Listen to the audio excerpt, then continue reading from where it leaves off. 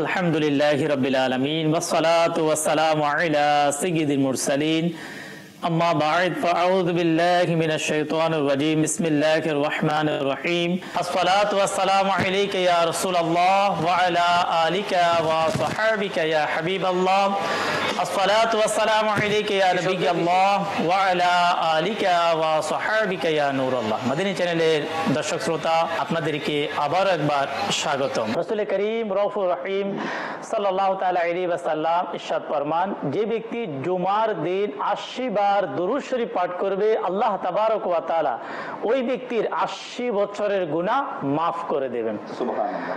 সাল্লু আলাল হাবিব সাল্লাল্লাহু তাআলা আলা মুহাম্মদ সাল্লাল্লাহু তাআলা আলাইহি ওয়াসাল্লাম সালাতান ওয়া সালামান আলাইকা ইয়া রাসূলুল্লাহ। দর্শক শ্রোতা, আসুন আমরা আজকের অনুষ্ঠানের শুরুতেই যাব হামদে বারি তাআলার দিকে। ইয়া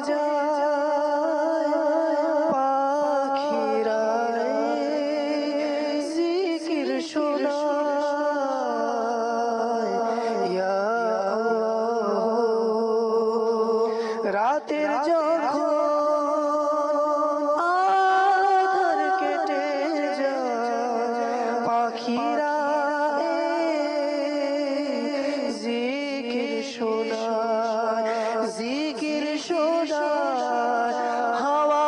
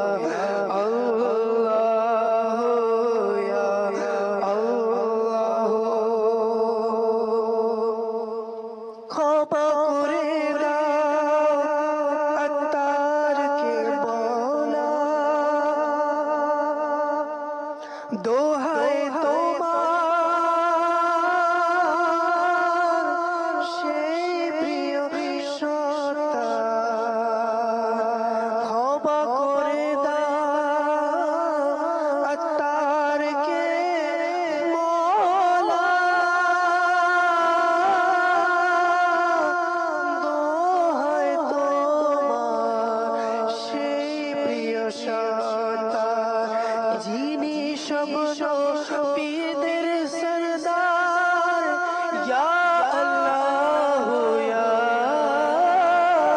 আল্লাহ ইয়া আল্লাহ ইয়া আল্লাহ ইয়া আল্লাহ ইয়া আল্লাহ ইয়া সাল্লু আলাল হাবিব সাল্লাল্লাহু তাআলা আলা মুহাম্মদ সাল্লাল্লাহু তাআলা আলাইহি ওয়াসাল্লাম। মাদানী চ্যানেলের দর্শক শ্রোতা, আমরা যারা এই মুহূর্তে রমজান মাহে সিয়াম অনুষ্ঠান দেখার সৌভাগ্য হচ্ছে, আসুন আমরা অনুষ্ঠানের শুরুতেই ভালো ভালো নিয়ত করি। রাসূল করিম রউফুর রহিম সাল্লাল্লাহু তাআলা আলাইহি ওয়াসাল্লাম হাদিসে পাকের মধ্যে ইরশাদ ফরমান, মুসলমানের নিয়ত তার আমলের চেয়েও উত্তম। আসুন আমরা নিয়ত করি আজকের এই অনুষ্ঠান আল্লাহ তাবারক ওয়া তাআলার সন্তুষ্টি এবং সওয়াব হাসিল করার উদ্দেশ্যে আমরা শুরু থেকে শেষ পর্যন্ত দেখব, এবং আমরা নিয়ত করি যে সকল ইলমে দ্বীন আমরা শ্রবণ করব, এর উপর আমল করব এবং নেকির দাওয়াত অন্য মুসলমানের কাছে আমরা পৌঁছিয়ে দেব। আমরা আজকের অনুষ্ঠানে নিয়ত করতেছি আল্লাহ তাবারক ওয়া তাআলার সন্তুষ্টি এবং সওয়াব হাসিল করার উদ্দেশ্যে আলোচনা করব। অনেকে এসএমএস করেছেন যে আসলেই তারাবির নামাজ কয় রাকাত জানার জন্য।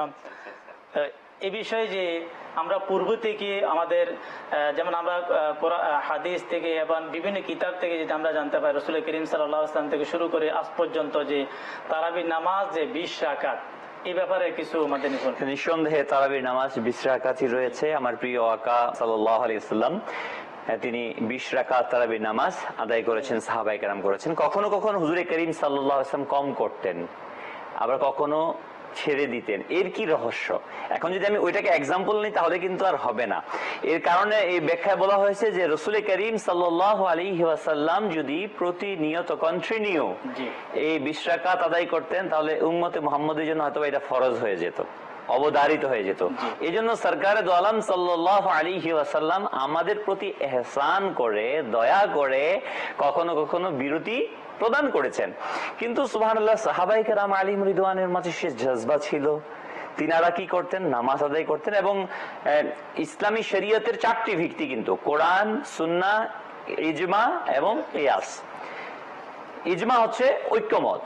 তো ফারুক আজম রাদিয়াল্লাহু তাআলা, এটা আমরা সবাই জানি, এর খিলাফতের সময় যখন মসজিদে নববীতে দেখা গেল কেউ জামাতেও আদায় করছেন, কেউ আবার একাকিত্বে আদায় করছেন, তো হযরত ওমর রাদিয়াল্লাহু তাআলা অন্যান্য সাহাবায়ে কেরাম আলাইহিম রিদওয়ানদেরকে সাথে নিয়ে পরামর্শ করলেন যে আমরা যদি এটাকে জামাতের মধ্যে শামিল করে দেই, ঘোষণা দিয়ে দেই 20 রাকাতের সাথে, যেটা আমার প্রিয় আকা সাল্লাল্লাহু আলাইহি ওয়াসাল্লাম কখনো কখনো আদায় করেছেন, তো এটা অবশ্যই একটা কল্যাণকর কাজ। তো সবাই বললো হ্যাঁ, তার মানে ইজমা হয়ে গেল। আর ইজমায়ে উম্মত এটা হচ্ছে ইসলামী শরীয়তের দলিল। সুবহানাল্লাহ। তো তখন থেকে তার পরবর্তী দিন থেকেই এই জামায়াতের সাথে তারাবির নামাজ শুরু হয়ে গেল। এবং এই যে এখানে যে খতম তারাবি আমরা পাঠ করি, এটাও কিন্তু হুজুর সাল্লাল্লাহু আলাইহি ওয়াসাল্লামের বাস সিলসিলা। এটা কি? হুজুরে করিম সাল্লাল্লাহু আলাইহি ওয়াসাল্লামের কাছে হযরত জিবরাইল আমিন আলাইহিস সালাম প্রতি রমাদানুল মুবারকে তাশরীফ নিয়ে আসতেন। সবসময় তো আসতেনই, এবং বিশেষভাবে আসতেন, এবং যতটুকু কোরআন অবতীর্ণ হয়েছে পরিপূর্ণটুকু রমজানুল মুবারকে শুনিয়ে দিতেন।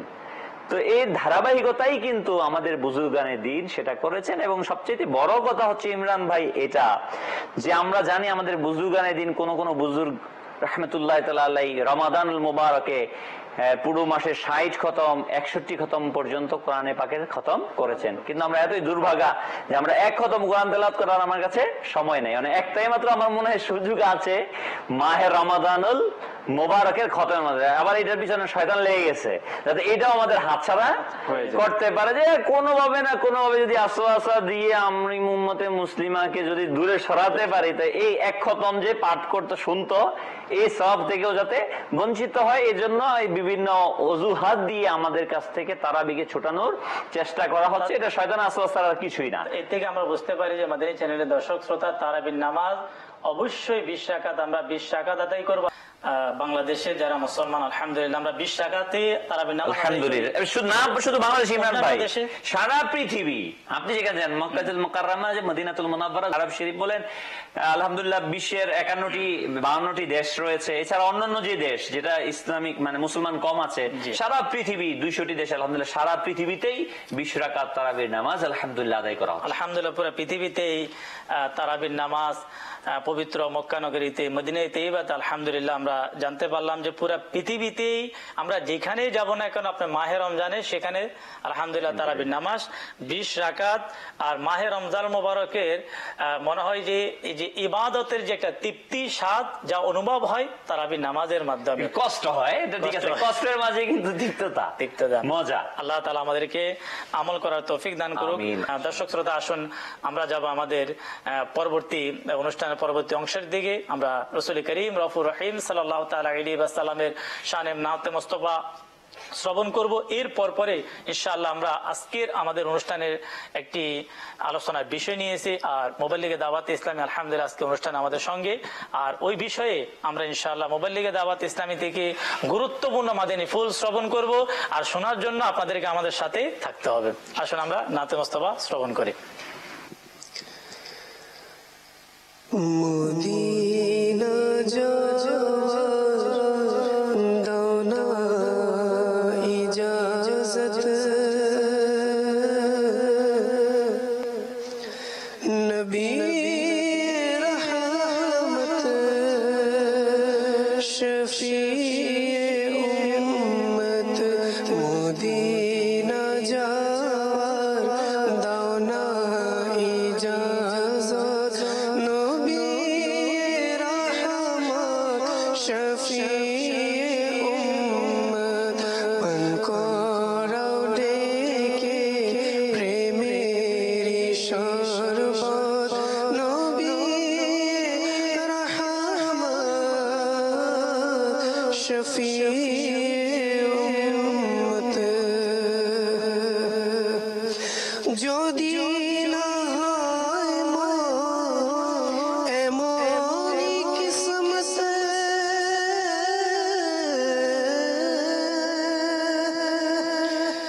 যদি না হয় এমনই কিসমত সদা হাজরি পাবো আমি তোমার বিরহে যেন কাদায় দিন রাত তোমার বিরহে যেন কাদায় দিন রাত নবী রহমত শফি উম্মত নবী রহমত শফি উম্মত মদিনা যাওয়ার দাওনা ইজাজত নবী রহমত শফি উম্মত জালা বুকে মোর এমন আগুন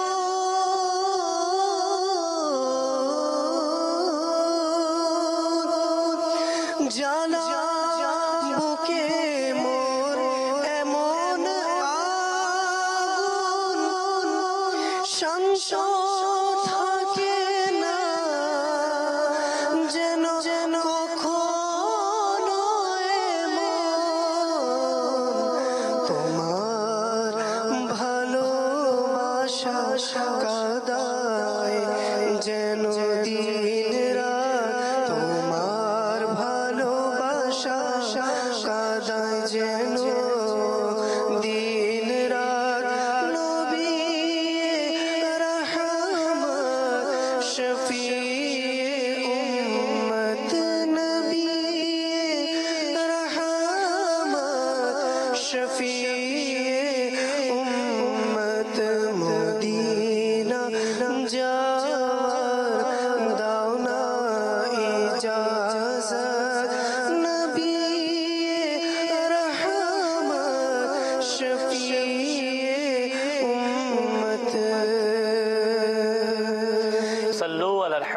সাল্লাল্লাহু তাআলা আলা মুহাম্মদ সাল্লাল্লাহু তাআলা আলাইহি ওয়াসাল্লাম সালাতাম ওয়া সালামান আলাইকা ইয়া রাসূলুল্লাহ। মাদানী চ্যানেলে দর্শক শ্রোতা, আজকে প্রতিদিনের ন্যায় রমজান মাহে সিয়াম অনুষ্ঠানে আমরা আজকেও একটি আলোচনার বিষয় নিয়েছি। আর আজকের আমাদের অনুষ্ঠানে আলোচনার বিষয় হচ্ছে বদ অভ্যাস। আর আমরা সকলেই জানি যে এই শব্দটি আমাদের সমাজের মধ্যে একটি সুপরিচিত শব্দ, বদ অভ্যাস। আমরা কখনো বদকার বলি, বদমেজাজ বলি, এভাবে এই বদ অভ্যাস খুবই একটি সুপরিচিত।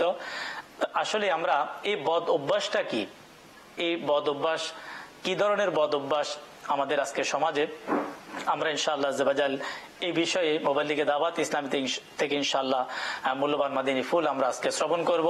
আজকের আমরা যে বিষয় নিয়েছি এই বিষয় সম্পর্কে আমরা মাদিনী ফুল জানার জন্য শুরুতে আমরা যাব মোবাইল লিগে দাওয়াত ইসলামী আমাদের জহিরুল ইসলাম ভাইয়ের কাছে। আজকের এই অনুষ্ঠানে অংশগ্রহণকারী সবাইকে আন্তরিক মোবারকবাদ। বদ অভ্যাস, এটা যে বললেন আসলে আমাদের একটা সুপরিচিত নাম। এটা ছোট্ট সময় থেকে আমরা শুনে আসছি। আসলে বদ অভ্যাস যখন শব্দটা চয়ন করা হয়, আমরা কিন্তু সবাই বুঝি যে বদ অভ্যাস মিনিংস খারাপ। এটা ছোট থেকে নিয়ে বৃদ্ধ পর্যন্ত সবার জেহানের মধ্যে এটা সেট। বদ অভ্যাস যখন, তার মানে এটা খারাপ, এটাকে খারাপ অভ্যাসও বলা, খারাপ অভ্যাস, বদ অভ্যাস। আসলে ইসলাম সকল ধরনের খারাপ থেকে পুত পবিত্র। আলহামদুলিল্লাহ, আলহামদুলিল্লাহ। না শুধু খারাপ থেকে পুত পবিত্র, বরং যত প্রকারের খারাপই আছে, বদ অভ্যাস আছে, ওই সকল বিষয় থেকে মানুষকে বাঁচায়, মুসলমানকে বাঁচায়। মাশাআল্লাহ, সেটাই হচ্ছে ইসলাম। বদ অভ্যাস আজকে আমাদের সমাজের মধ্যে মাহে রমাদান মুবারক যেহেতু আমাদের চলছে, এখান থেকে আমরা শুরু করি বদ অভ্যাসের বিষয়গুলো। আমরা ইফতারি করি। ইফতারির মধ্যে আমরা জানি যে আমি যদি একটু বেশি খাবার খাই আমার প্রবলেম হওয়ার সম্ভাবনা আছে। তারপরেও আমি কি করি, আমাদের একটা বদ অভ্যাস যে আমি ইফতারিটা একটু বেশি খাই। অনেকের কিন্তু এটা অভ্যাসে পরিণত হয়েছে, মানে খেতে খেতে এরকম অবস্থা যে পেট পূর্ণ হয়ে গেছে, আরেকটু আরেকটু আরেকটু, রোজার যেই হাকিকত সেটা হারিয়ে যায়। এবং এটা বদ অভ্যাস এরকম পর্যায়ে পৌঁছে যায়, না শুধু সে শারীরিক ভাবে সমস্যার পতিত হয়, এই বদ অভ্যাসের কারণে সে অর্থনৈতিক সমস্যা। বলেন কিভাবে? যখন সে বেশি ইফতারি খাচ্ছে, সেহরি খাচ্ছে, অটোমেটিকলি সে অসুস্থ হচ্ছে, ডাক্তারকে হাজার হাজার টাকা দিচ্ছে। এটা ইসলাম পরিপূর্ণরূপে। আবার এর সাথে আরেকটা আছে যে আমি যদি বেশি রকম ইফতারির আয়োজন না করি, মানুষ আমাকে কি বলবে?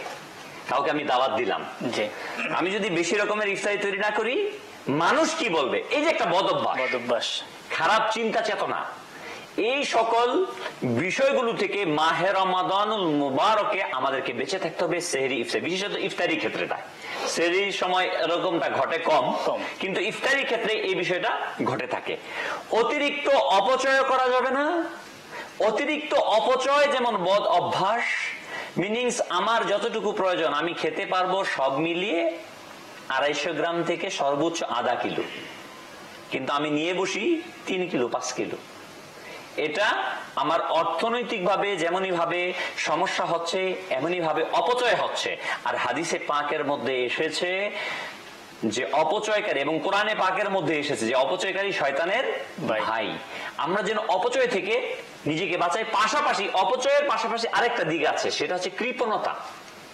এই ক্ষেত্রেও গিয়ে আমাদের একটা বদ অভ্যাস আছে, অনেকের আছে, সম্পদের মোহাব্বত।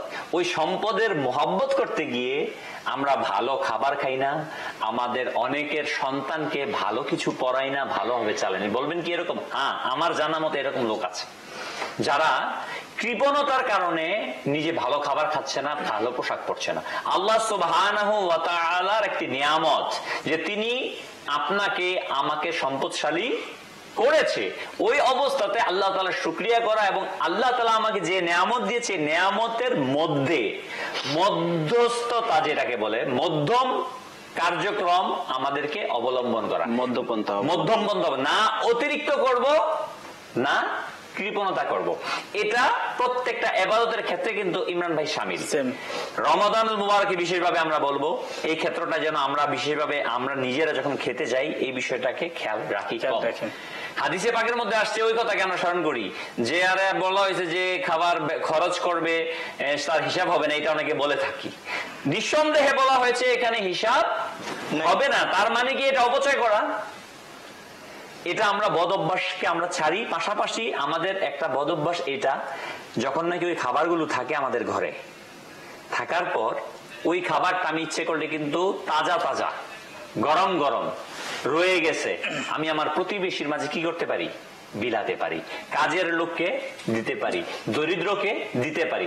আমাদের বদ অভ্যাস বিশেষত মহিলাদের এটা, যে বন্ধের তারা কি করে খাবারটাকে রেখে দিবে ফ্রিজের মধ্যে, নষ্ট করবে, তারপর গরিবরে দিবে।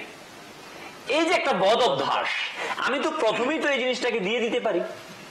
রমাদানুল মুবারক সহ সকল বিষয়ের জন্য আমি ইসলামী বোনদেরকেও অনুরোধ করব, এবং আমরা যারা আছি ইসলামী ভাই যারা মেনটেন করি এই সকল কাজগুলো, এই বিষয়টাকে আমরা সচেষ্ট থাকব যেন এই বদ অভ্যাস অপচয় করা থেকে কৃপণতা থেকে আমরা আমাদেরকে বাঁচাতে পারি। বদ অভ্যাস ওই বিষয়টাকে বলা হয় যেটা কন্টিনিউ নিয়মিত তার মধ্যে কি চলে থাকে, অনেক সময় মাঝে মধ্যে হয়ে যায়, ওইটা তো অ্যাক্সিডেন্টলি বা অসতর্কতা। আমাদের মধ্যে এমন আছে যাদের এটা নিয়মিত, এটা তাদের বদ অভ্যাস হয়ে গিয়েছে। আল্লাহ তাআলা আমাদেরকে বোঝার তৌফিক দিন। ইনশাআল্লাহ আমরা আরো এমন কয়েকটি বদ অভ্যাস আমাদের সমাজে যা আমরা যেটাকে বলবো এক মহামারী আকারে ধারণ করেছে, ইনশাআল্লাহ আমরা মোবাইল লিগে দাওয়াত ইসলামী থেকে ওই বিষয়গুলো আমরা তুলে ধরবো। কেননা ওই বদ অভ্যাসের কারণে আজকে আমাদের কিছু ফ্যামিলি ধ্বংস হয়ে যাচ্ছে, আমাদের সমাজ পর্যন্ত আজকে বরবাদ হয়ে যাচ্ছে।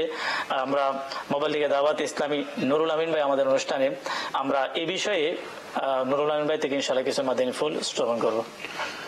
ইমরান ভাই, আমি শুরুতে বদ অভ্যাস সম্পর্কিত কিছু কথা বলবো। যে অভ্যাস, শুরুতেই অভ্যাসকে নেব। অভ্যাস কি? অভ্যাস হচ্ছে এমন একটা বিষয় যে নিউরোসায়েন্স বলে যে আমাদের শরীর যেভাবে পরিবেশের সাথে খাপ খাইয়ে নেয়, তেমনি আমাদের যে মস্তিষ্ক রয়েছে, মাথা রয়েছে, সেই মাথাও আমাদের পরিবেশ পরিস্থিতির সাথে খাপ খাইয়ে নেয়। এক সময় আমরা যখন কোন একটা কাজ করি প্রথমবার, সেই কাজটা আমাদের মাথায় গেঁথে যায় এবং সেটা একটা যখন গেঁথে যায়, এর পরের বার যখন আমরা করি তখন সেটা আরো ভিত্তি মজবুত করে। রিপিট যতবার হবে সেই কাজটা এভাবে হবে যে আপনার যে প্রত্যেকটা কাজের এক একটা ডাটা আমাদের মেমোরিতে স্থাপন হয়ে যায়।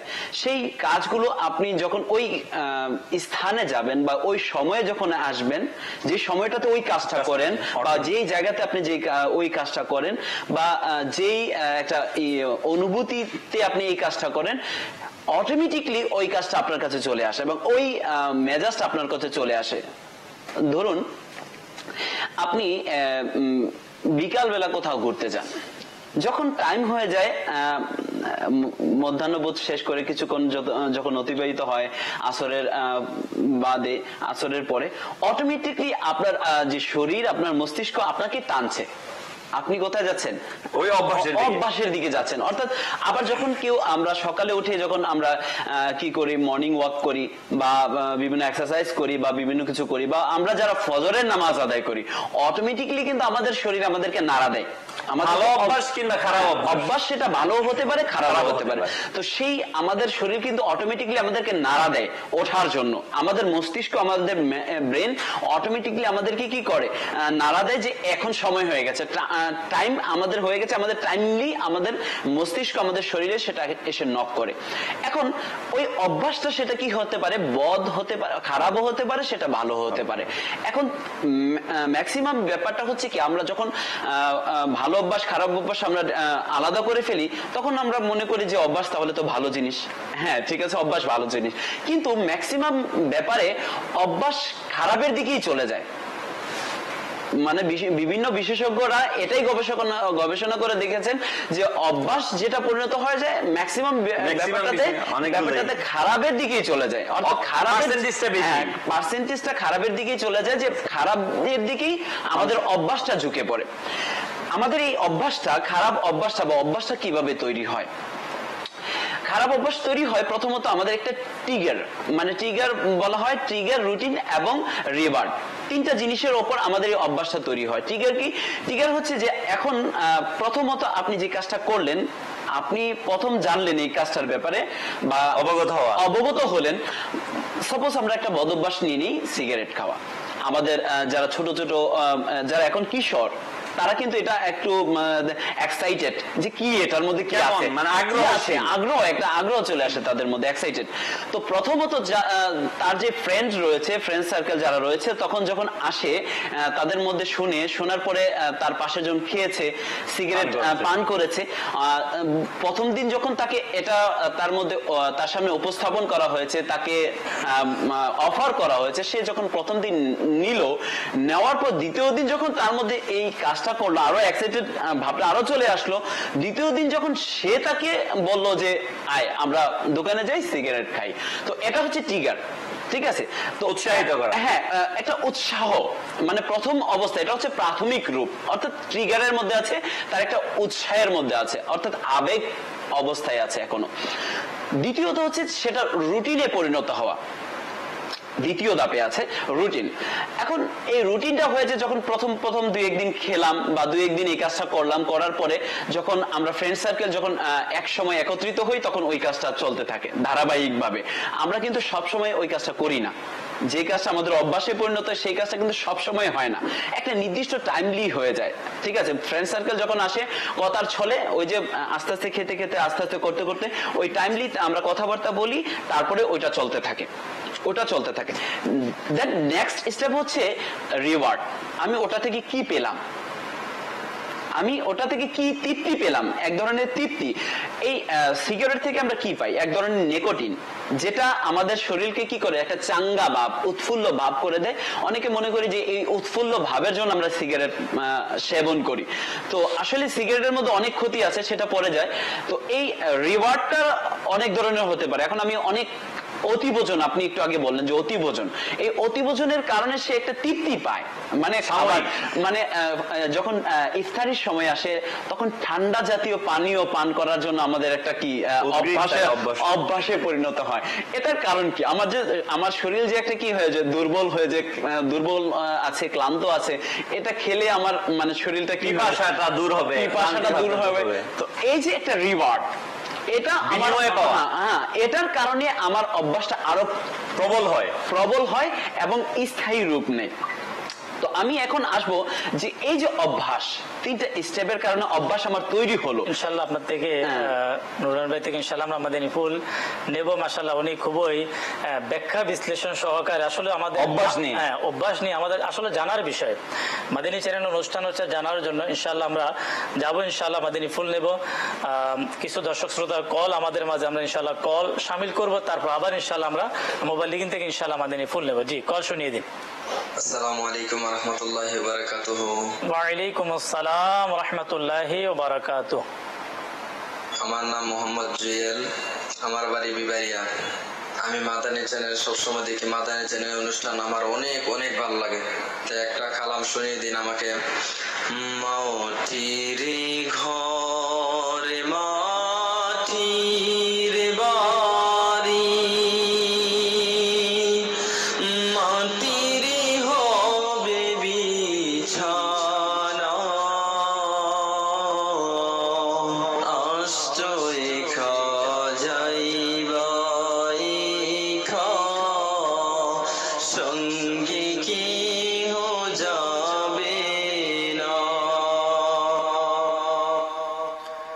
মাশাআল্লাহ জুয়েল ভাই আমাদেরকে আজকের অনুষ্ঠানে কল করলেন, কালাম শোনার জন্য চেয়েছেন। ইনশাআল্লাহ জাবাজাল মাশাআল্লাহ শুনিয়ে দিয়েছেন। মনে হচ্ছে যে আমাদের জুয়েল ভাই উনি নিজেই নাত খা। আল্লাহ তাআলা আপনার এই কণ্ঠের মধ্যে আল্লাহ তাআলা বরকত দান করুক, যাতে এই কণ্ঠ দিয়ে কোরআন কারীমে তেলাওয়াত হয়, নাতে মুস্তাফা সাল্লাল্লাহু তাআলা আলাইহি ওয়াসাল্লাম পাঠ করা হয়। জি, পরবর্তী কল শুনিয়ে দিন। ব্রাহ্মণবাড়িয়া থেকে বলতেছি। ইমরান হোসেন তো নেপথ্যে চলে আসলাম। ইমরান হোসেন ভাই শুনতে চাই আজকের এই অনুষ্ঠানে আর কি। মাশাআল্লাহ। ব্রাহ্মণবাড়িয়া থেকে ইসলাম ভাই কল করেছেন ইমরান হাসিন ভাই থেকে নাচ শোনার জন্য। ইনশাআল্লাহ ইমরান হাসিন ভাই আজকের অনুষ্ঠান আমাদের শুরু থেকে শেষ পর্যন্ত আমাদের সঙ্গেই ইনশাআল্লাহ আমরা সময়ে সময়ে ইনশাআল্লাহ ইমরান হাসিন ভাই থেকে ইনশাআল্লাহ নাতে মুস্তাফা শ্রবণ করবে ইনশাআল্লাহ। জি, পরবর্তী কল শুনিয়ে দিন। আমি কুমিল্লা কোতোয়ালি থানা, নাম রবি আক্তার। আমাকে একটি নাচ শোনান, ইয়া নবী দয়ার নজর দাও না। মাশাআল্লাহ। ইয়া নবী দয়ার নজর না, এই হাসনাইন এখানে আনা। মাশাআল্লাহ। আমরা সরাসরি ইনশাআল্লাহ ইমরান হাসিন ভাইয়ের কাছে যাব ইনশাআল্লাহ। নাতে মুস্তাফা সাল্লাল্লাহু তাআলা আলাইহি ওয়াসাল্লাম শ্রবণ করব, তারপর ইনশাআল্লাহ আমরা আবার আলোচনাতে ফিরে আসব। জি। হে হাসনাইনের নানা, হে হাসনাইনের নানা, হে হাসনাইনের নানা, হে হাসনাইনের নানা। ইয়া নবী ইয়া নবী ইয়া নবী দয়ার নজর দাও না, হে হাসনাইনের নানা, হে হাসনাইনের নানা, হে হাসনাইনের নানা, হে হাসনাইনের নানা। তোমাকে ইলমে গায়ব দান, তোমাকে ইলমে গায়ব দান করেছে স্বয়ং খোদা। তোমাকে ইলমে গায়ব দান করেছেন স্বয়ং খোদা, করেছেন জান ক্ষমতা, করেছেন জান ক্ষমতা।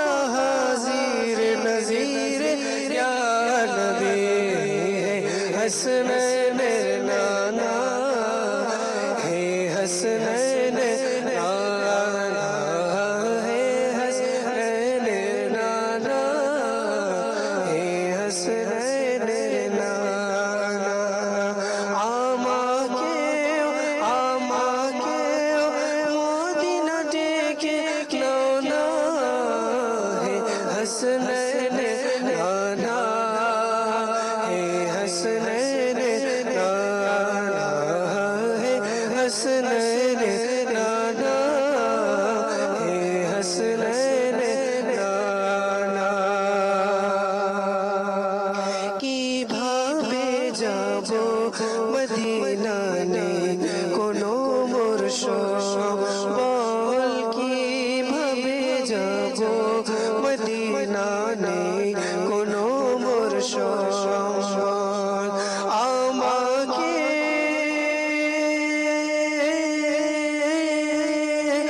আমাকে কাছে ডেকে নাও, তুমি যে কাদের ইয়া নবী, হে হাসনাইনের নানা, হে হাসনাইনের নানা, হে হাসনাইনের নানা, হে হাসনাইনের নানা।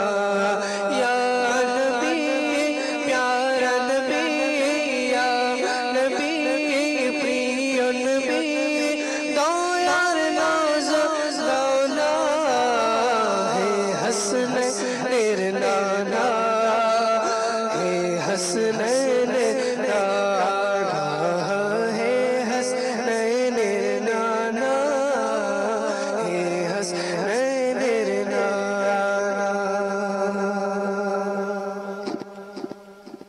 মুহাম্মদ সাল্লাল্লাহু তাআলা আলাইহি ওয়াসাল্লাম। আমরা মোবাইল লিগে দাওয়াত ইসলামী থেকে ইনশাআল্লাহ আজকের বিষয়ে কুঅভ্যাস অথবা বদ অভ্যাস যে আজকে আমাদের আলোচনার বিষয়, জহুরুল ইসলাম ভাই থেকে আমরা বিশেষ করে এমন কিছু বদ অভ্যাস যেগুলো কবিরা গুনাহের মধ্যে শামিল। তো চাচ্ছি যে এই ধরনের বদ অভ্যাস বিষয়গুলো আমরা শুনছিলাম আমাদের নুরুল আমিন ভাই থেকে অভ্যাস বিষয়। জি, তো আসলেই মানে একেবারে যথার্থই যে বিষয়গুলা প্রথম আগ্রহ করা এবং কন্টিনিউ করা, এই কন্টিনিউ অভ্যাসের মধ্যে আমার মনে হয় অভ্যাস বললেও এটা কম হবে ইমরান ভাই। জি, এটা যেন আমাদের রক্তের কণিকার সাথে মিশে গেছে, কবিরা গুনাহ, সেটা হচ্ছে গীবত। জি ভাই, মানে এটা অভ্যাসের, মানে এটা অভ্যাসের উপরে যদি কিছু থাকে সেই জায়গাতে এটা আমি আপনি আমরা কাউকে ছাড়েনি, না মসজিদ ছেড়েছে, না মাদ্রাসা, না ইবাদতের স্থান, না বাজার। সকল পাবলিক প্লেসে ওগুলা থাকে, সকল পাবলিক প্লেসে ইবাদত করছে, রোজা রাখছে, রোজা রাখছি আমরা বলে আরে উইয়ে রোজা রাখছে, ওর রোজা রাউন্তি আর না খায় রাউন্তি একই কথা। মানে এর দিলের খবর আমি বলতেছি। টোটাল বিষয়গুলো ইমরান ভাই এরকম হয়ে গেছে। এখন তো আমরা তারাবি পড়ার জন্য মসজিদে যাই, হ্যাঁ, মসজিদে যাওয়ার পর মসজিদে একটু গরম লাগতেছে, এটা লাগতেই পারে। 500 মুসল্লি, 600 মুসল্লি, মসজিদ কমিটি কি করে?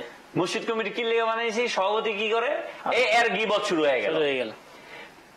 ইমাম সাহেব, হাফেজ সাহেব একটু আস্তে আস্তে সহি তেলাওয়াতের জন্য স্লোগান, কারে হুজুরে ঠেলা গেল গেলে আস্তে আস্তে চলতে। মানে মূল কথা হচ্ছে এমন কোন, মানে আমি কিন্তু ইবাদত দিয়ে এখন বর্তমান রানিং বিষয়গুলো আমি এক্সাম্পল দিচ্ছি। প্রত্যেকটা ক্ষেত্রে ইমরান ভাই শুধু গিবত গিবত, মানে পরনিন্দা না হলে যেমন আমাদের এরকম অবস্থা গেছে, আমাদের পেটের ভাত হজম হয় না। কিন্তু এটা হচ্ছে হারাম এবং জাহান্নামে নিয়ে যাওয়ার মতো কাজ। কিতাবের মধ্যে আসছে যে গীবতকারী জাহান্নামের বাদুর হবে। এবং আমাদের প্রিয় আকা মাদানী আলা মুস্তাফা সাল্লাল্লাহু আলাইহি ওয়াসাল্লাম ইরশাদ করেন, যার সারাংশ হচ্ছে এই, আমি যখন মেরাজে গেলাম তো দেখলাম এক ব্যক্তিকে শাস্তি দেওয়া হচ্ছে এইভাবে যে তার চোয়ালকে এক পাশ থেকে টেনে টেনে কাটা হচ্ছে অপর পাশ পর্যন্ত, আনার পর আবার অপর দিক ঠিক হয়ে যাচ্ছে। বলা হলো কেন? বলে সে ব্যক্তি গীবত করতো। আর এই যে গীবতের ব্যাপারটা আমরা অনেকে গীবতকে গীবত মনে করি না। অনেকে বলে আমি তো সত্য কথাই বলতেছি, সত্য কথাই বলতেছি, আমি আরেকজন এর সামনে গিয়ে বলতে পারবো এমন কথা বলতেছি, এরকম কথাই কিন্তু বলেন। সত্য বিদেই তো গীবত। মাদানী চ্যানেল দর্শক বিন্দুকে এই বিষয়টা নিয়ে আমাদের মাদানী চ্যানেলে প্রচুর পরিমাণ বলা হয়। কেন বলা হয়? কারণ যে রোগটা আমাদের সমাজে বেশি, ওই রোগের ঔষধ বেশি পরিমাণে দিতে হবে, প্রতিষেধক বেশি দিতে হবে।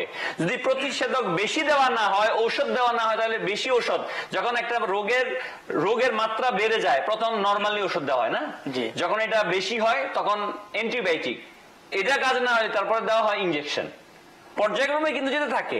তো গীবতটা এমন পর্যায়ে পৌঁছে গেছে যে আমরা যদি প্রতিনিয়ত এটা বলতেছি মাদানী চ্যানেলে, কিন্তু এতে মুক্তি পাওয়া যাচ্ছে না। এখানে একটা বিষয় জহির ইসলাম ভাই, অনেক ওষুধ তিতা, তারপরে খেতে হবে ঔষধ মেজরিটি তিতা। এখন না, মানে এখন দেখা যাচ্ছে যে মোবাইল লিগে দাওয়াত ইসলামীর বলা অনেকের কাছে একটু তিতা মনে হয়।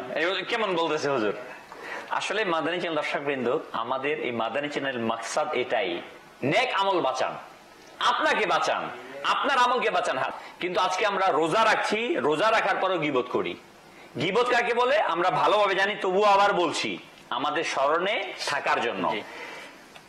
কোন ব্যক্তির, ফর এক্সাম্পল আপনার ভাই কোন একটা দোষ করেছে, ওই দোষটা, ওই খারাপ কাজটা, ওই খারাপ গুণাবলীটা তার অনুপস্থিতিতে আপনি এমন ব্যক্তির কাছে বললেন যে তাকে সংশোধন করার ক্ষমতা রাখে না, এটাই গীবত। সত্যটা, আর যদি সে আপনার ভাই করে নাই কিন্তু এমন একটা মিথ্যা কথা বললেন, তখন সেটা গীবত না, সেটা হচ্ছে অপবাদ, যার পরিণতি ওই গীবত থেকেও কঠিন। আর আজকে আমরা ছাত্র শিক্ষকের নামে, শিক্ষক ছাত্রর নামে, ইমাম মুসল্লির নামে, মুসল্লি ইমামের নামে, মায়ের নামে ছেলে, ছেলের নামে মা, স্ত্রীর নামে স্বামী, স্বামীর নামে স্ত্রী, আর বউ শাশুড়ির গীবত তো মাযাল্লাহ নাউযুবিল্লাহ এরকম ভাবে চলছে।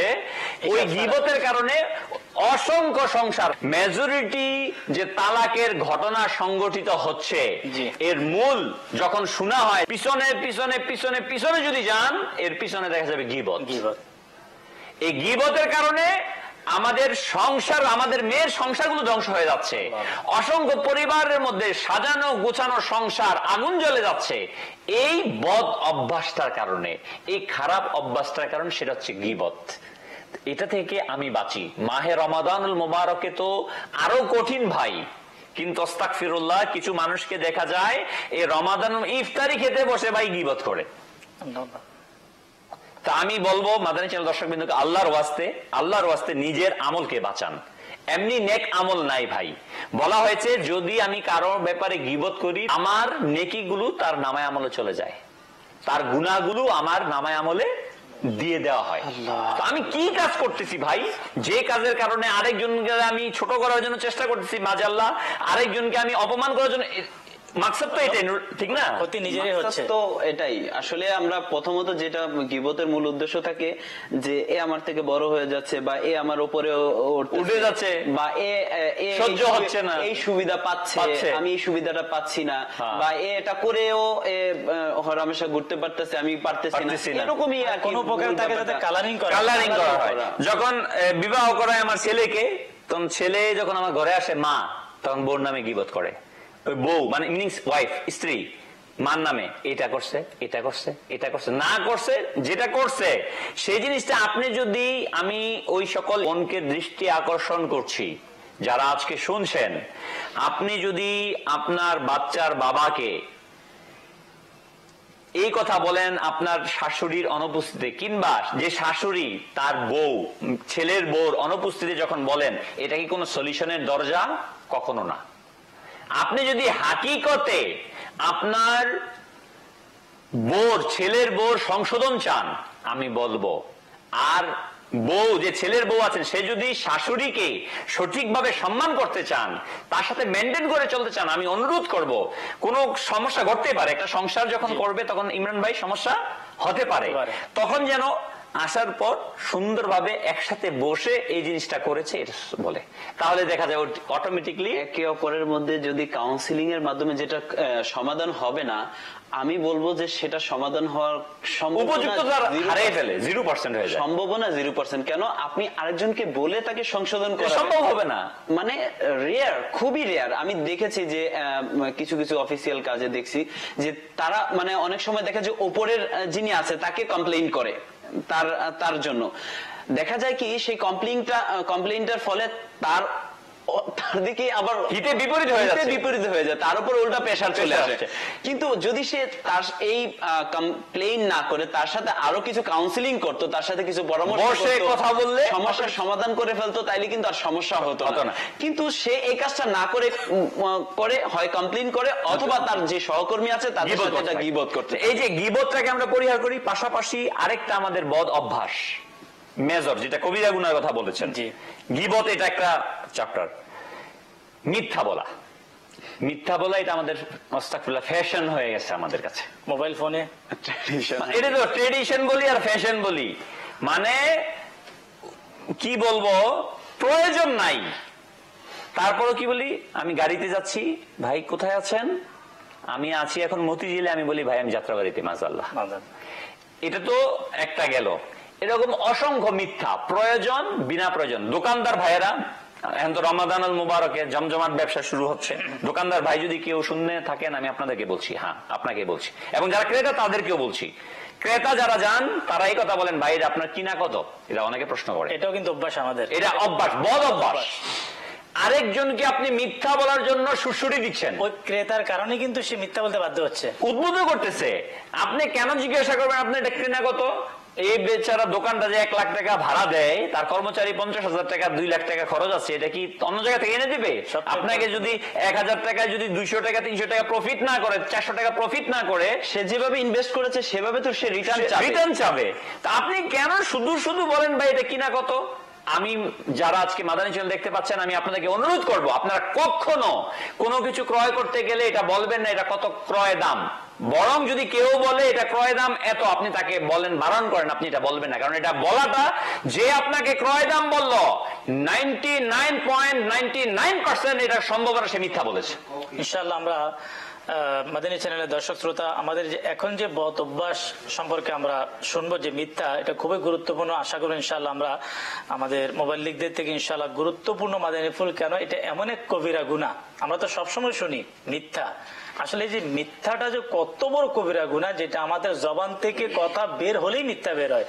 আমরা শুনবো ইনশাআল্লাহ, আমরা আমাদের একটা সেগমেন্ট আমির আহলে সুন্নাত দামাত বারাকাতুহুল আলিয়ার মাদানী ফুল, এই সেগমেন্টের দিকে ইনশাআল্লাহ যাব, তারপর ইনশাআল্লাহ আমরা আবার মাদানী ফুল ইনশাআল্লাহ ফিরে আসবো। জি, চালিয়ে দিন।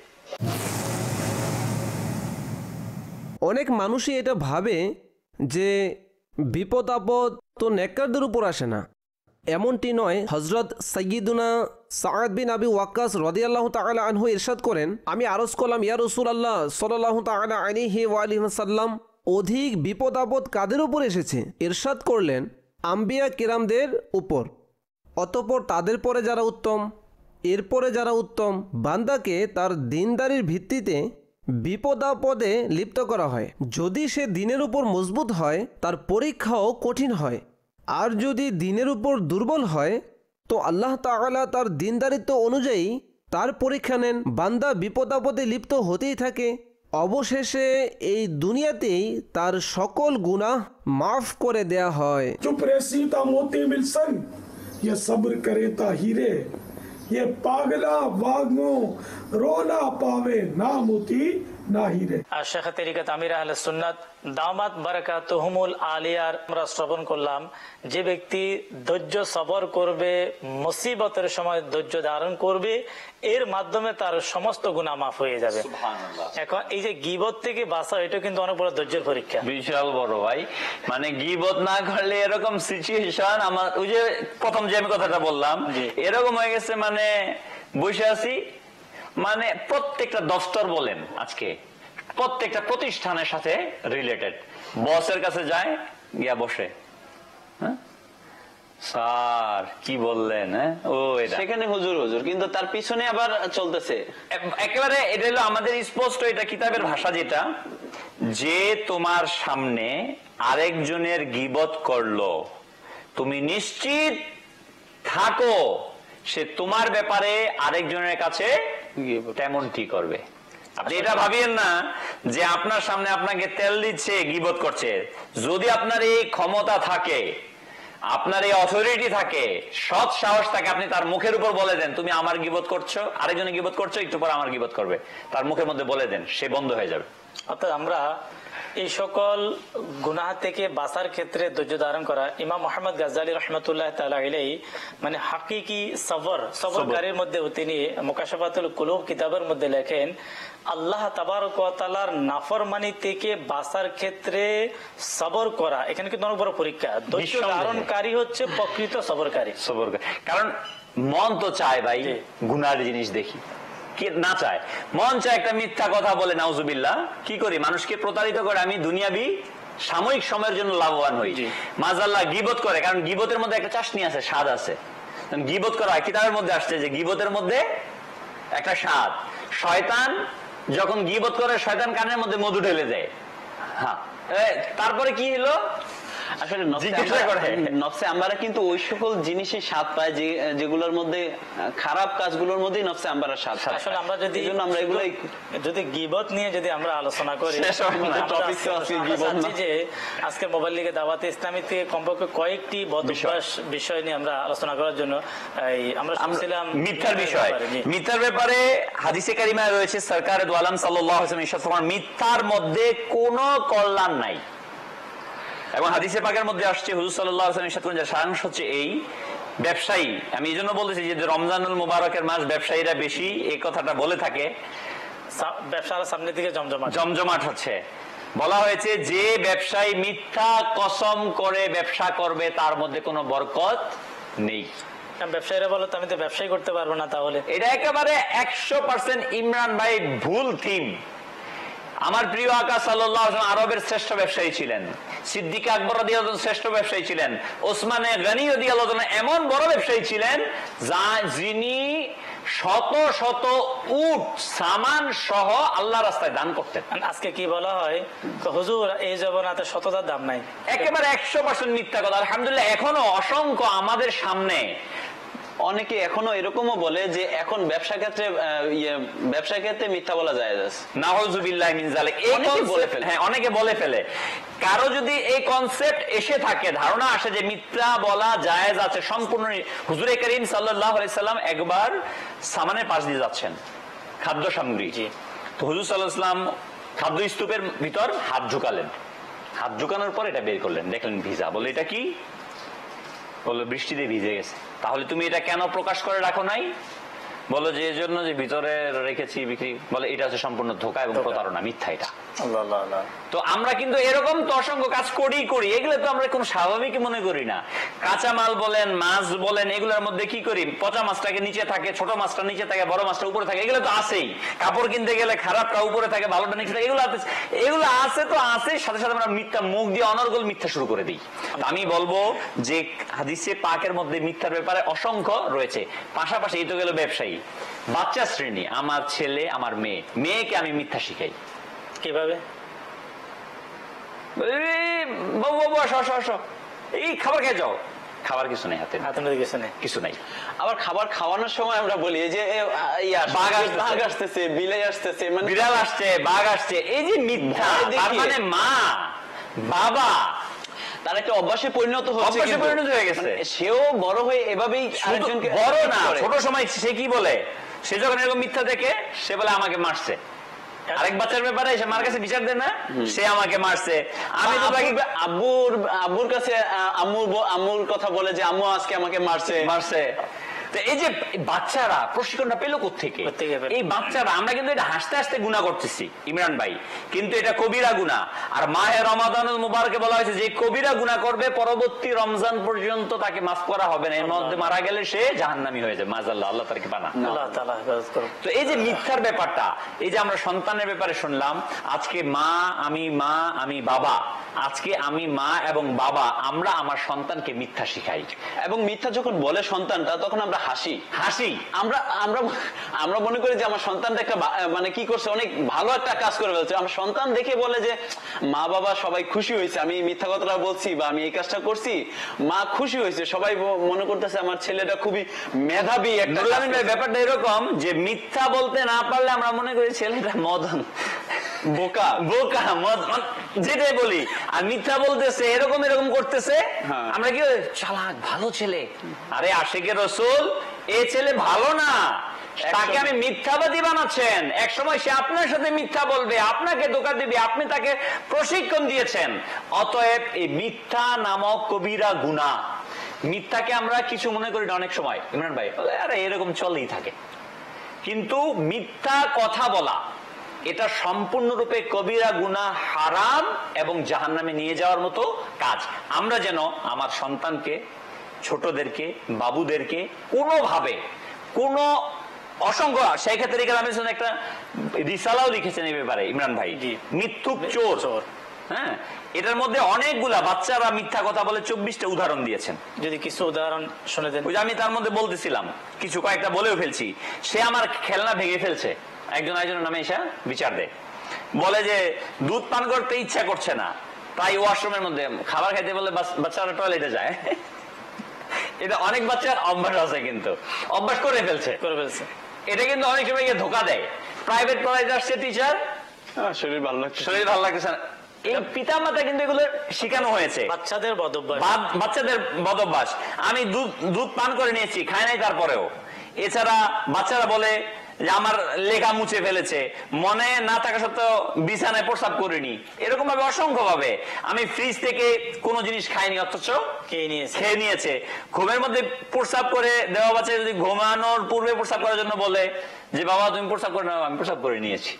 এরকম ভাবে অসংখ্য বিষয়গুলো আমরা এখানে বুঝতে পারি যে বাচ্চা মিথ্যা বলার যে প্রশিক্ষণটা শুরুতে মা বাবা থেকে। ওই যে আমাদের একটা গ্রামের প্রবাদ আছে, কচু কাটতে কাটতে মানুষ ডাকাত হয়, প্রবাদ আছে না?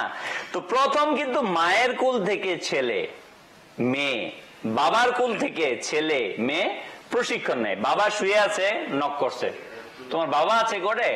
বাবাকে গিয়ে বলো বাবা ঘরে নেই। তো ওই সন্তান কি শিখবে বলেন তো দেখি? আল্লাহ তাআলা হেফাজত করুক। আলহামদুলিল্লাহ, শেখ তরিকত আমির আহলে সুন্নাত দামাত বারাকাতুহুম আলিয়ার খুবই গুরুত্বপূর্ণ একটি রিসালা মাদানী চ্যানেলের দর্শক শ্রোতা আসুন আমরা জিয়ারত করি। মিথ্যুক সুর, এই রিসালার মধ্যে আমির আহলে সুন্নাত দামাত বারাকাতুহুম আলিয়া বিশেষ করে যে বাচ্চাদের যে উদাহরণগুলো আমরা শুনলাম, এছাড়াও যে মিথ্যা যে কত বড় এক ভয়াবহ কবিরা গুনাহ, মিথ্যার মাধ্যমে আমাদের সমাজের মধ্যে আজকে যা হতে যাচ্ছে, মিথ্যার কারণে শুধুই আমরা এই রিসালাটি সংগ্রহ করে দাওয়াত ইসলামীর প্রকাশনা প্রতিষ্ঠান মাকতাবাতুল মদিনা থেকে হাদিয়ার বিনিময়ে এই রিসালাটি সংগ্রহ করে। আর বিশেষ করে একটি সহজ মাধ্যম হচ্ছে ওয়েবসাইট www.dawatislami.net। এই থেকে আপনি এই রিসালাটি ডাউনলোড করুন, নিজে পড়ুন, দেখুন এই মিথ্যা সম্পর্কে এলেম হাসিল করা ফরজ নিঃসন্দেহে। এই যে আমরা গীবতের ব্যাপারে শুনলাম, গীবত সম্পর্কে এলেম হাসিল করা আমাদের উপর ফরজ। আজকে যে আমরা মুবাল্লিগে দাওয়াতে ইসলামী থেকে যে মিথ্যার যে উদাহরণগুলো, গীবতের যে উদাহরণগুলো, অনেক কিছু গীবত হচ্ছে আমার না জানার কারণে, আমি জানি না যে এটা গীবত। আলহামদুলিল্লাহ দাওয়াতে ইসলামী এই মাদানী মহল, দাওয়াতে ইসলামীর মাদানী পরিবেশ আমাকে আপনাকে এটাই শিক্ষা দেয় যে আমি আপনি কিভাবে গীবত থেকে বাঁচবো, মিথ্যা থেকে, সগলখুরি থেকে, ওয়াদা খিলাফি থেকে। শেখ তরিকত আমির আহলে সুন্নাত দামাত বারাকাতুম আলিয়া আমাদেরকে গুনাহ থেকে বাঁচার জন্য, নিজেকে নেককার মানুষ বানানোর জন্য একটি উত্তম মাধ্যম একটি আমাদেরকে দিয়েছেন মাদানী ইনামত। আলহামদুলিল্লাহ মাদানী ইনামতের মধ্যে একটি মাদানী ইনামত এটাও রয়েছে, আপনাকে আজকে মিথ্যা, গীবত, ওয়াদা খিলাফি, সগলখুরি এই সকল কবিরা গুনাহ থেকে বাঁচার চেষ্টা করেছেন। আলহামদুলিল্লাহ আমরা যদি মাদানী ইনামত সংগ্রহ করি, এর উপর আমরা আমল করি, আস্তে আস্তে আস্তে আস্তে ইনশাআল্লাহ এই গুনাহের অভ্যাস আমাদের থেকে কি হবে, দূর হয়ে যায়। ইমরান ভাই, এই কু অভ্যাস, খারাপ অভ্যাস, বদ অভ্যাসের মধ্যে একটা ইম্পর্টেন্ট আমাদের, যেটা আমরা হয়তো বা মাজাল্লাহ নাউজুবিল্লাহ অনেকে এটা খারাপও মনে করছি না এখন, কিন্তু এটা কবিরা গুনাহ, সেটা হচ্ছে সিনেমা নাটক দেখা, টেলিভিশন দেখা। এটা কিন্তু আমাদের সমাজের মধ্যে আমার মনে হয় 95% মানুষই এর সাথে জড়িত হয়ে গেছে, আর এটা কিন্তু অভ্যাসে পরিণত হয়ে গেছে। অভ্যাসে পরিণত, আর এই অভ্যাস ভালো অভ্যাস না, এটা কু অভ্যাস। সেটা কি? সিনেমা নাটক দেখা। দর্শকরা আমাদের সাথে একমত হবে যে তা মানে এই বদ অভ্যাসের কারণে, এই খারাপ অভ্যাসের কারণে তার পরিবারে, তার সমাজে কি একটা সাইড এফেক্ট আসতেছে, এবং তার শারীরিক ভাবে সে কতটা ক্ষতিগ্রস্ত হচ্ছে, বিভিন্ন ধারাবাহিক ভাবে কতটা ক্ষতিগ্রস্ত হচ্ছে, বিভিন্ন যে ধারাবাহিক সিরিয়াল নাটকগুলো দেখে, এটার কুপ্রভাব, কু অভ্যাসের কুপ্রভাব আমাদের সমাজের মধ্যে ডাইরেক্ট পড়ছে। এটা নিয়ে আমরা বিভিন্ন মিডিয়ার মধ্যে শুনতেছি, লেখালেখি করতেছে, লেখালেখি হচ্ছে। এমনকি আমাদের বিভিন্ন দেশের মধ্যে প্রযোজকদেরকে নিয়ে প্রোগ্রাম করা হয়েছে যাতে এই ধরনের খারাপ সিরিয়ালগুলো তৈরি না করা হয়। আসলে ভাই আমি এখানে একটা কথা বলবো যে এই যে মানে এইরকম ভাবে মানে হাইলাইটস করা, মানে ফলো আপ করা, যার কারণে আমরা এটাকে আরো কিন্তু আরো বেশি দেখানোর জন্য উদ্বুদ্ধ করে দিই, অনেক সময় করে দিই। এজন্য আমাদের উচিত আগে সেটাকে ছেড়ে দেওয়া।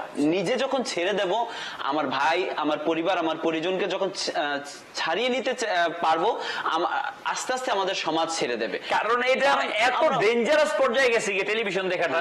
মুরব্বী কাউকে যদি জিজ্ঞান, বাবা আপনি টেলিভিশন কেন দেখেন? বাবা টেলিভিশনে একটু খেলা দেখি আর কি, বাবা আমি তো আর কিছু দেখি না, একটু খবর দেখি আর কি। বদ অভ্যাস, বদ অভ্যাস।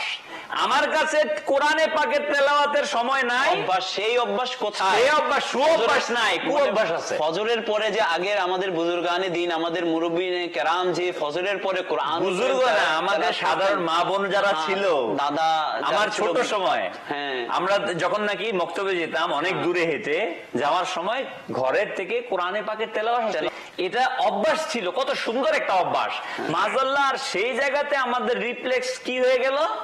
একটা খারাপ অভ্যাস। মানে কি রওনাক ছিল এই রমজানুল মুবারকে। আগের তো মা বোন যারা ছিল তাদেরকে তো তাদের মা বাবা কোরআন শিক্ষা দিয়েছে, কেমন একটা ব্যাপার না? এবং মানে পরিবেশ ছিল, পরিবেশ কম। আমরা কল্যাণ চাই যে আমার ঘরের মধ্যে কল্যাণ আসুক, রহমত আসুক, দয়া আসুক, কিন্তু আমি কোরআনের পাক তেলাওয়াত করতে পারি না।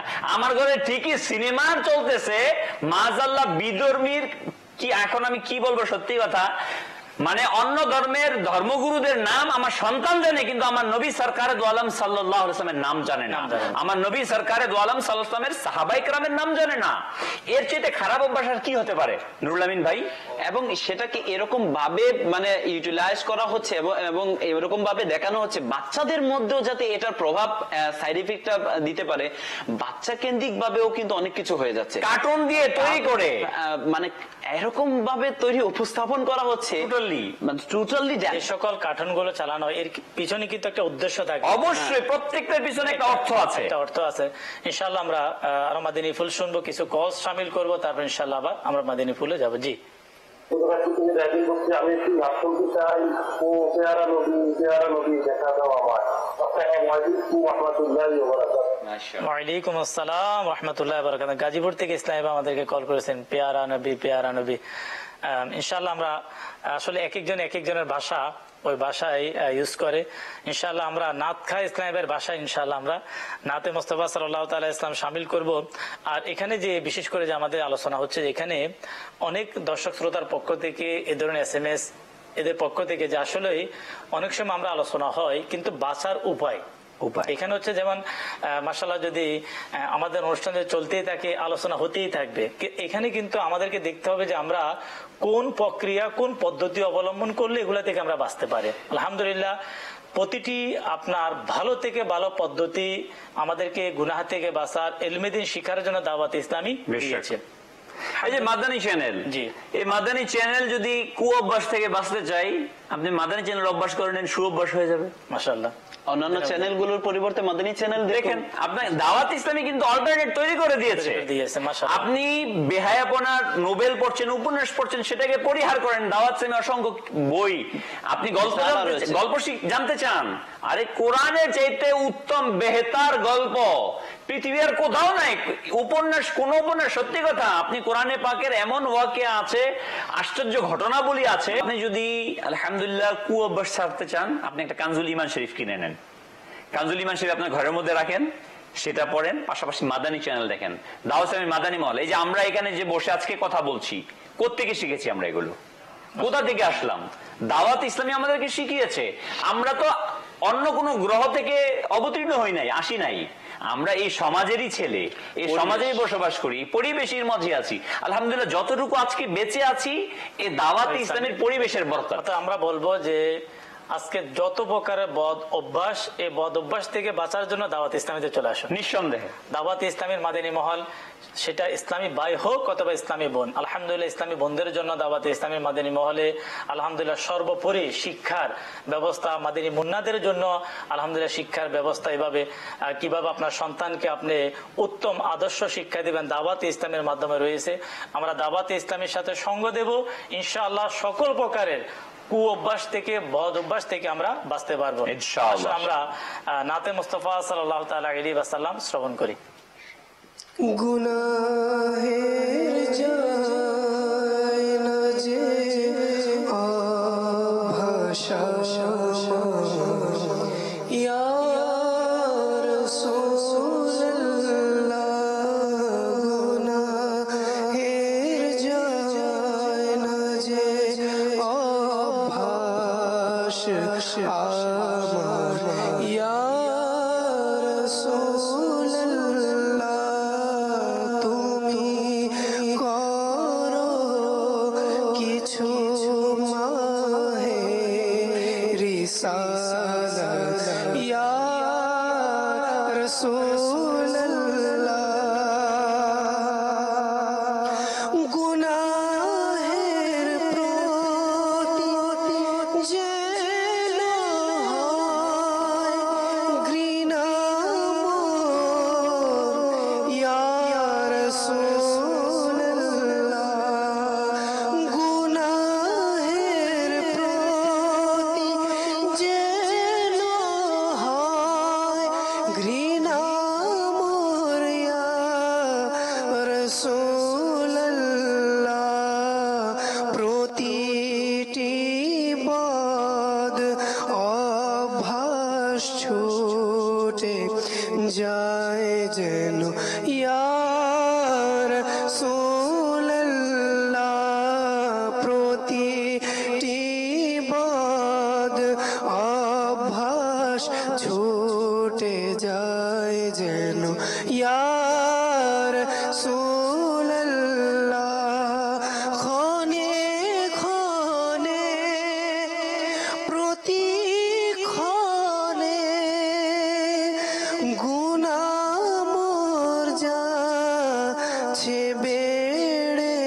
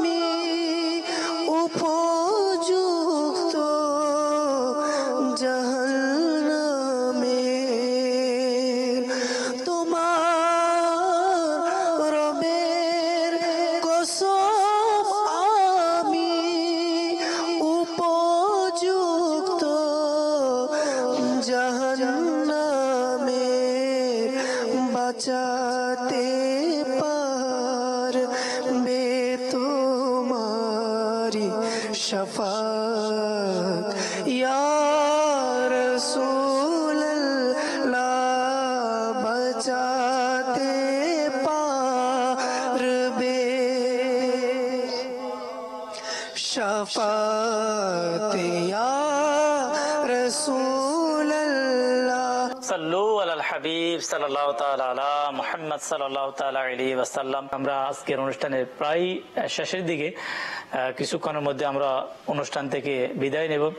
আসুন আমরা আজকে যে আমরা বিষয় নিয়েছি বদ অভ্যাস, মুবাল্লিগে দাওয়াত ইসলামী থেকে আমরা আরো কিছু মাদানী ফুল আমরা শ্রবণ করি। জি, যে বিষয়টা এখন বললেন শব্দটা, জি, এটা এখন আমাদের সমাজে ভালো দিক আছে, ভালো থেকে কিন্তু মন্দের দিকে অগ্রসর হয়। নুরুল আমিন ভাই, যে বিষয়টা ফেসবুকিং, জি, এটা আজকে এরকম পর্যায়ে কিছু অসংখ্য ছেলে মেয়ে এই রোগ দ্বারা আক্রান্ত, কু অভ্যাস দ্বারা প্রভাবিত, কু অভ্যাসে জর্জরিত, নিষ্পেষিত, ধ্বংসের দ্বার প্রান্তে, দুনিয়াবি ধ্বংস আর আখিরাতের ধ্বংস তো অপেক্ষা করছে।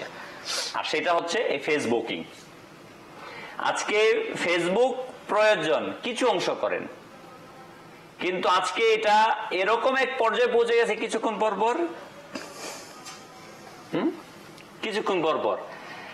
এবং এটা নিয়ে বর্তমানে কিছু গবেষক, আমি কিছুদিন পূর্বে একটা গবেষণার রিপোর্ট দেখলাম, ওই গবেষকদের বক্তব্য হচ্ছে, নুরুল আমিন ভাই, ড্রাগ যেমন মানুষকে আসক্ত করে,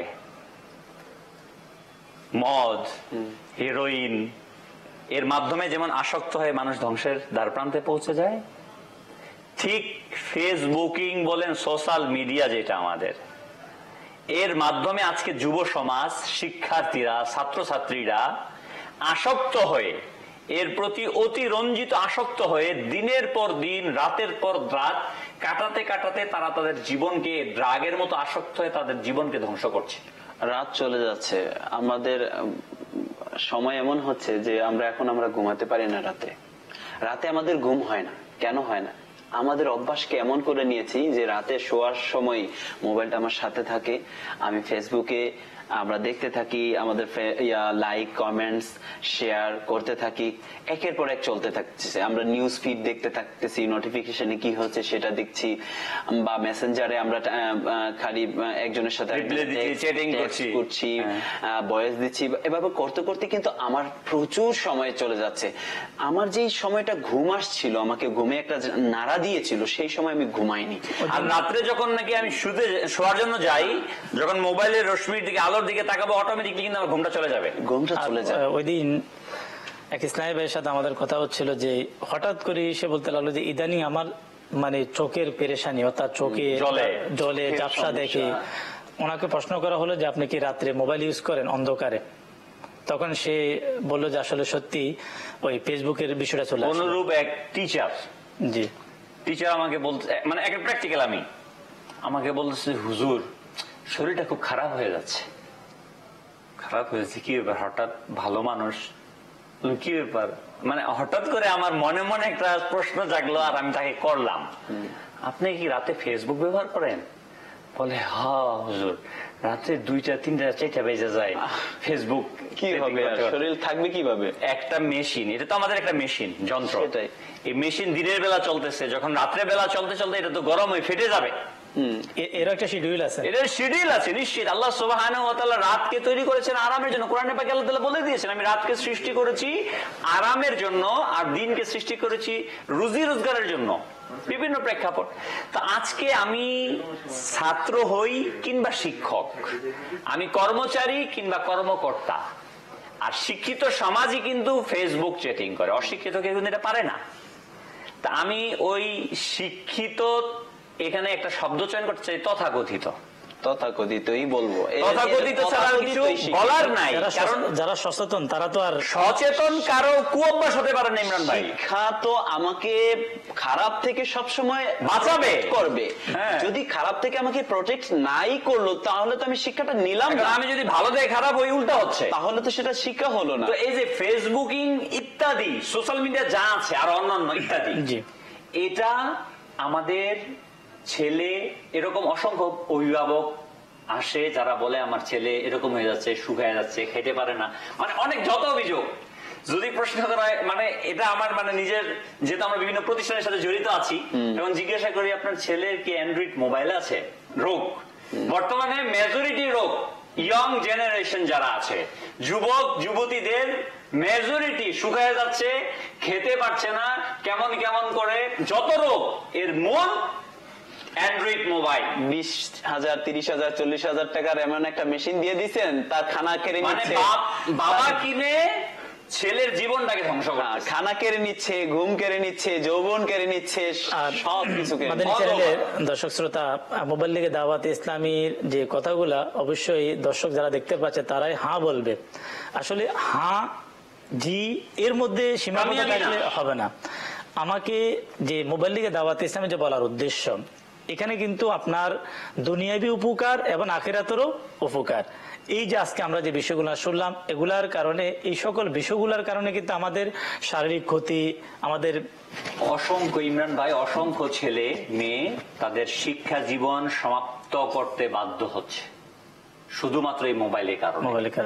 লেখাপড়া ফেল, ভালো ভালো স্টুডেন্ট A+ পেয়েছে ইন্টারে, এসএসসিতে গিয়ে সে ফেল করতেছে, কারণ পিছনে এটা একটু ছেলে বড় হয়েছে, এখন তো একটা কিছু দিতে হবে মোবাইল দিয়ে, এরকম এক যন্ত্র ধরিয়ে দিচ্ছি।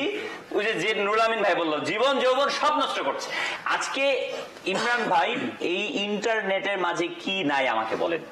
আচ্ছা, ইন্টারনেটের মাধ্যমে ভালো জিনিসও কিন্তু আছে, হয়তো বাবা মা এটা চিন্তা করতেছে ইন্টারনেট তো অনেক ভালো জিনিসও আছে, আমার ছেলে হয়তো মাঝে মাঝে কোরআন তেলাওয়াত শোনায়, মাদানী চ্যানেলও দেখায়। এখন তো সোশ্যাল মিডিয়াতে আমাদের কি হচ্ছে, মাদানী চ্যানেল লাইভও হচ্ছে, আমাদের রমজান মাহে সিয়ামও দেখাচ্ছে, তো সমস্যা কি? আমার ছেলে আসলে এর সংখ্যাগরিষ্ঠ কম, পরিমাণটা কম।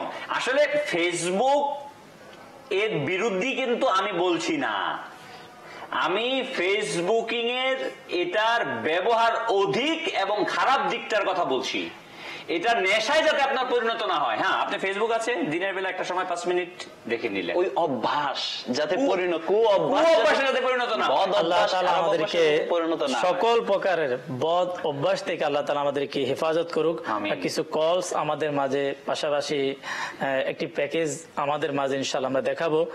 শুরুতে আমরা কল শ্রবণ করে নিই, তারপর ইনশাআল্লাহ আমরা আজকে যে প্যাকেজ ইনশাআল্লাহ আমরা দেখবো। আসুন আমরা কল শ্রবণ করি। আমার নাম নূর মোহাম্মদ কোতল। আমি ফোন করছি, আপনি এখন দেখতেছি যে কেউ যদি কারো মনে করেন, আমি একটু কম দিই, মনে করেন একজনের বাসায় কাজ করি, কাজ করতেছি, তারা টাকা পয়সা না দেয়, যদি এটা নিয়ে সমালোচনা করি, তাহলে এটাও কি দিতে হবে? জি, পরবর্তী কল। জি ইনশাআল্লাহ আমরা শুনবো। ওয়ালাইকুম আসসালাম ওয়া রাহমাতুল্লাহ।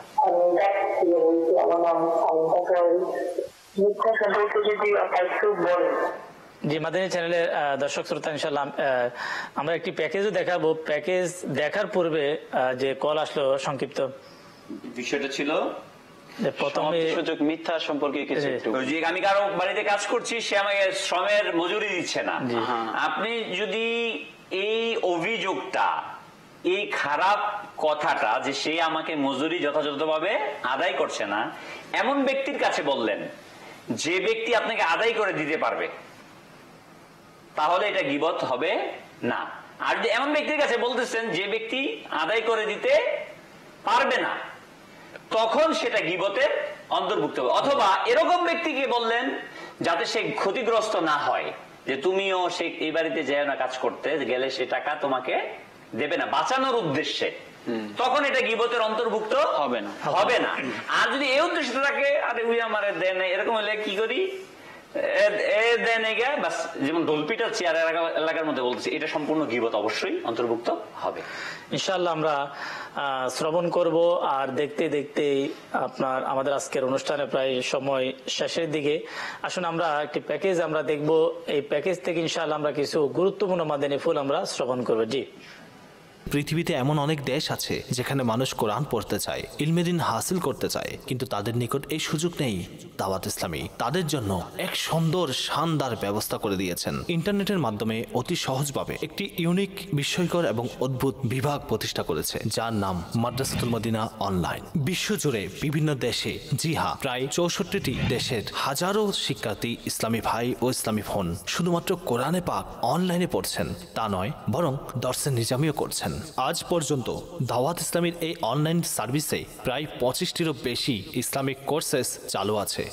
এখন পর্যন্ত 19টির মতো মাদ্রাসাতুল মদিনা অনলাইন চালু হয়েছে, যেগুলোতে শত শত হাজার হাজার ইসলামী ভাই ও ইসলামী বোন কোরআন পাক ও ইলমে দ্বীন শিখছে। আর পৃথিবীর 64 দেশের মাদানী মুন্না ও মাদানী মুন্নি ইসলামী ভাই ও ইসলামী বোন কোরআনে পাক ও ইলমে দ্বীনের নূর দ্বারা নিজেদের অন্তরকে আলোকিত করছে।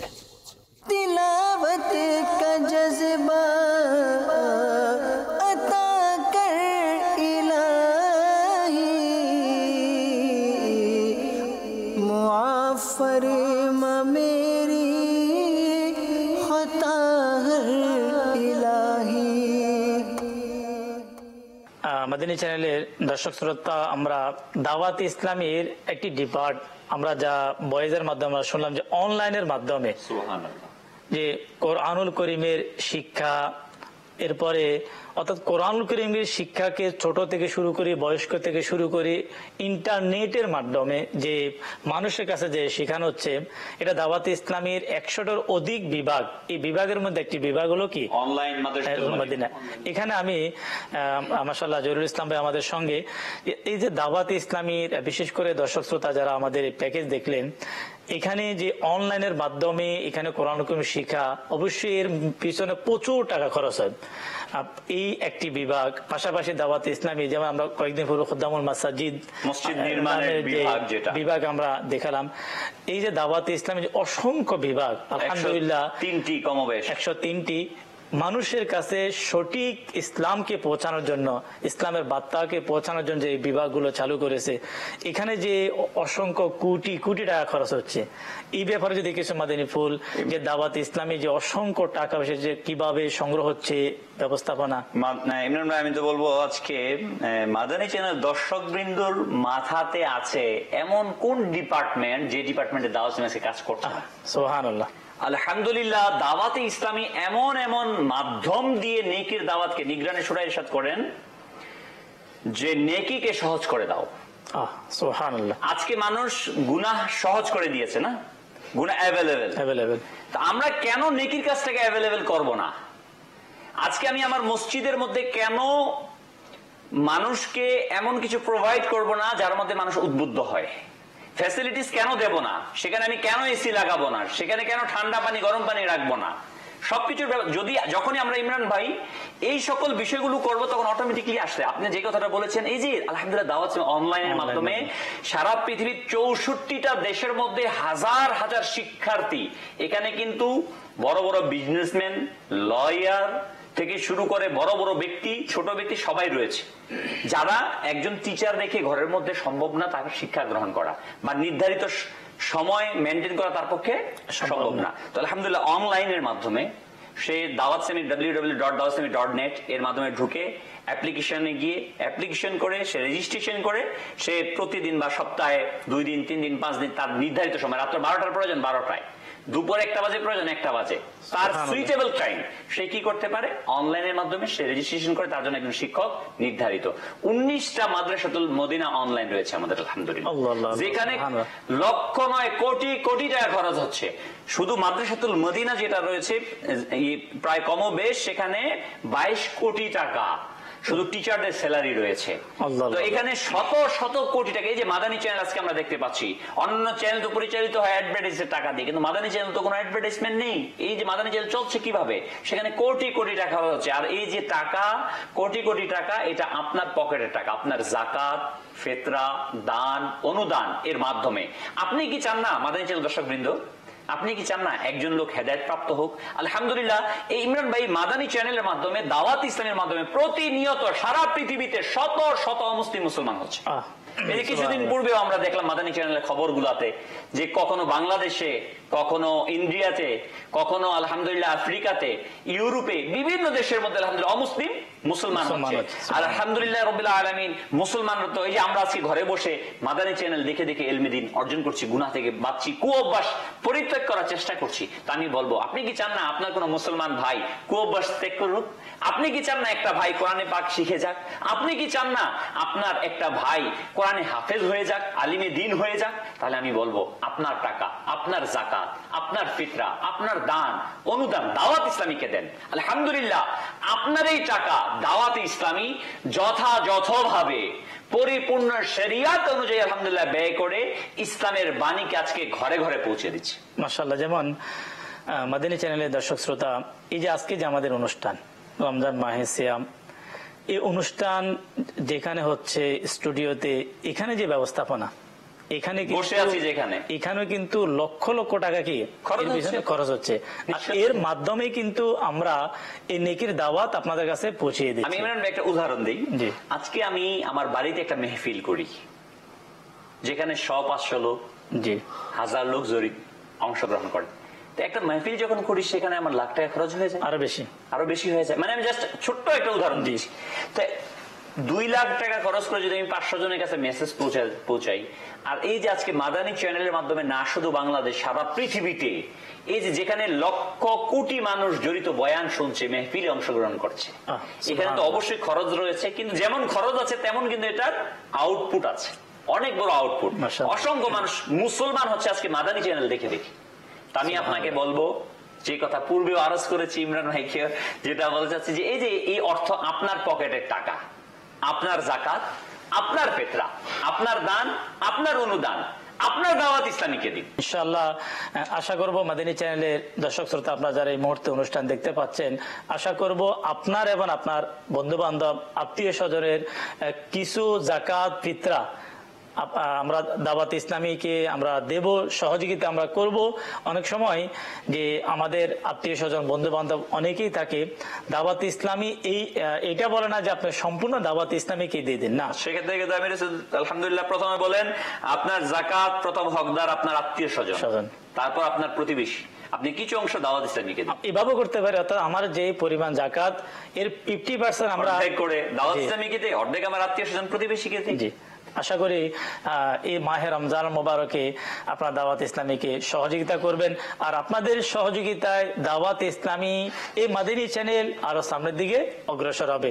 আমরা প্রায় সময়, আজকের অনুষ্ঠান প্রায় শেষের দিকে, মোবাইল লিগে দাওয়াত ইসলামী থেকে সংক্ষিপ্ত আমরা ফিনিশিং মাদানী ফুল শ্রবণ করে আমরা বিদায়ের দিকে যাব।